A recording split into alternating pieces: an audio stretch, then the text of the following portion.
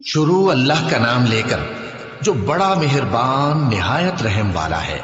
فجر کی قسم اور 10 راتوں کی اور جفت اور طاق کی اور رات کی جب رخصت ہونے لگے، اور بے شک یہ چیزیں عقل مندوں کے نزدیک قسم کھانے کے لائق ہیں، اس بات پر کہ کافروں کو ضرور عذاب ہوگا۔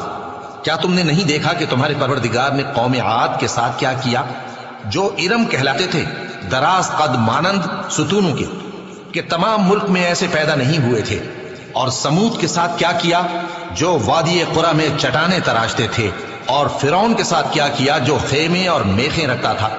یہ لوگ ملکوں میں سرکش ہو رہے تھے، پس ان میں بہت سی خرابیاں کرتے تھے، تو تمہارے پروردگار نے ان پر عذاب کا کوڑا برسا دیا۔ بے شک تمہارا پروردگار طاق میں ہے۔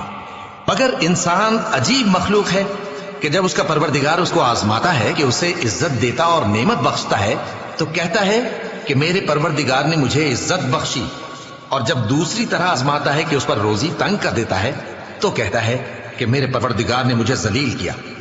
یوں نہیں، بلکہ تم لوگ یتیم کی خاطر نہیں کرتے، اور نہ مسکین کو کھانا کھلانے کی ترغیب دیتے ہو، اور میراث کے مال کو سمیٹ کر کھا جاتے ہو، اور مال کو بہت ہی عزیز رکھتے ہو۔